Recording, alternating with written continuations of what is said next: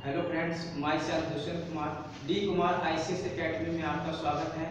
और आज ये पार्ट 4 हम लोग देखने जा रहे हैं। हमने अभी तक राष्ट्रपति को देखा और हमने देखा कि राष्ट्रपति का निर्वाचन कैसे होता है, राष्ट्रपति की शक्तियाँ कौन कौन सी होती हैं, और उसी क्रम में आज हम राष्ट्रपति शासन को पढ़ने जा रहे हैं। फ्रेंड्स, हम बिल्कुल शुरुआत और बिल्कुल बेसिक से इस वीडियो को कवर करने जा रहे हैं, इस लेक्चर को कवर करेंगे और हम देखेंगे कि राष्ट्रपति शासन राज्यों में क्यों लगता है। फ्रेंड्स, आपको बताना चाहेंगे कि अब तक का ये सबसे विवादास्पद अनुच्छेद है, क्योंकि जब केंद्र में दूसरी सरकार होती है और राज्य में दूसरी सरकार होती है तो अमूमन यह प्रयास किया जाता है कि केंद्र सरकार अधिकतर प्रयास करती है कि राज्य सरकार को बर्खास्त किया जाए, और बर्खास्त करने के लिए केंद्र सरकार राज्यों की गलतियों को ढूंढना स्टार्ट कर देती है।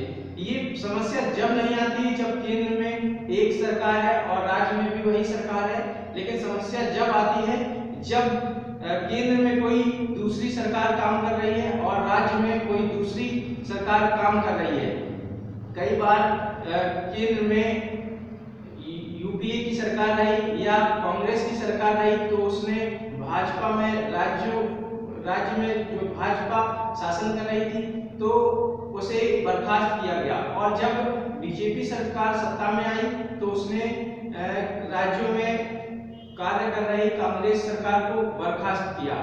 फ्रेंड्स, आज हम देखेंगे कि ये राष्ट्रपति शासन होता क्या है और किस प्रकार से काम करता है। और इतना ही नहीं फ्रेंड्स, जो स्टूडेंट्स हैं उनके लिए भी ये टॉपिक बहुत महत्वपूर्ण हो जाता है, और किस प्रकार से वो स्टूडेंट्स यहाँ से पूछे गए प्रश्नों को हैंडल करेंगे, आइए हम लोग देखते हैं।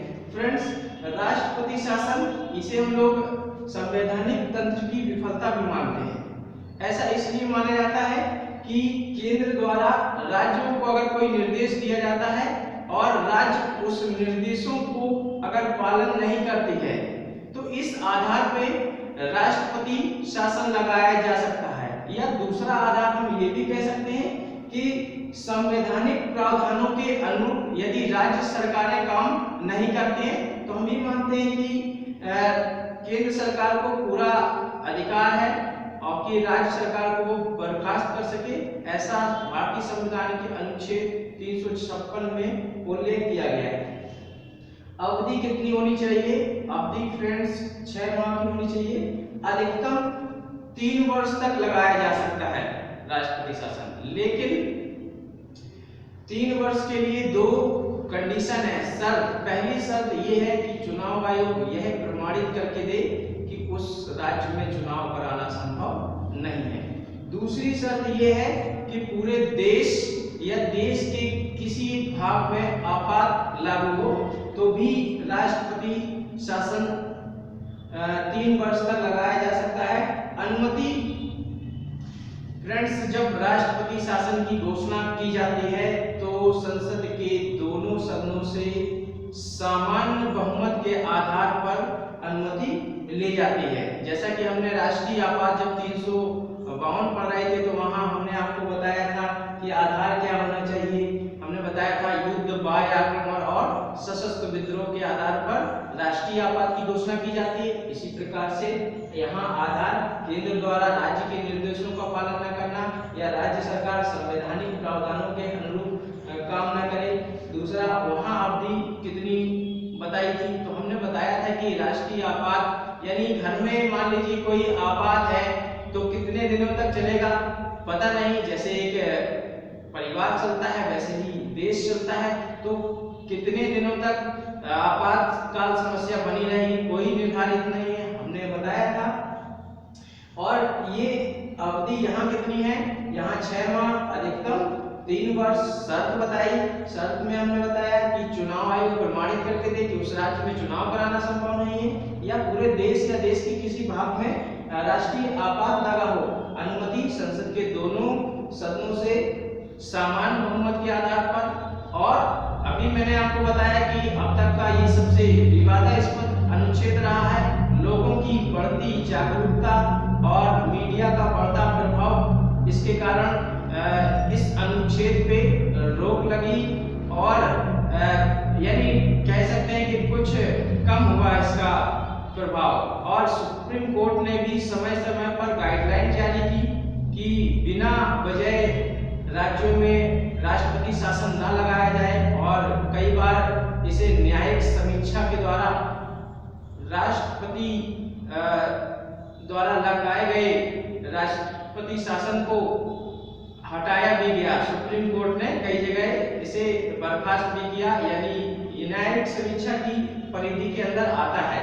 ये हमने बताया था राष्ट्रीय आपात भी न्यायिक समीक्षा की परिधि के अंदर आता है, और ये भी न्यायिक समीक्षा की परिधि के अंदर आता है। हो सकता है कि राज्य में जो राष्ट्रपति शासन लगाया गया हो वो किसी द्वेषवश लगाया गया हो या किसी अन्य कारणों की वजह से लगाया गया हो, तो ऐसा 44वें संविधान संशोधन के द्वारा 1978 में ऐसा किया गया कि इसे न्यायिक समीक्षा की परिधि में लाया गया। और 38वां संविधान संशोधन 1975 जो किया गया था, उसके पहले न्यायिक समीक्षा नहीं की जा सकती थी। तो सबसे पहले कहाँ लगा? सबसे पहला राज्य पंजाब है जहाँ राष्ट्रपति शासन लगाया गया, और अब तक का सबसे विवादास्पद अनुच्छेद, अब तक 125 बार इस अनुच्छेद का प्रयोग किया जा चुका है। सर्वाधिक इस अनुच्छेद को यूपी और बिहार में लगाया गया। और फ्रेंड्स, आज हम इसे यहीं खत्म करते हैं। धन्यवाद। अगला टॉपिक हम जल्दी ही लेकर आएंगे आपके लिए। और लेकिन इससे पहले हम आपसे एक रिक्वेस्ट करना चाहेंगे कि फ्रेंड्स, अगर आपको ये वीडियो अच्छा लगा तो हमें कमेंट्स में बताएं कि आपको ये वीडियो कैसा लगा, और अगर आपकी कोई क्वेरी है, क्वेश्चन है, तो भी आप हमें कमेंट्स में लिख करके बताएं। धन्यवाद।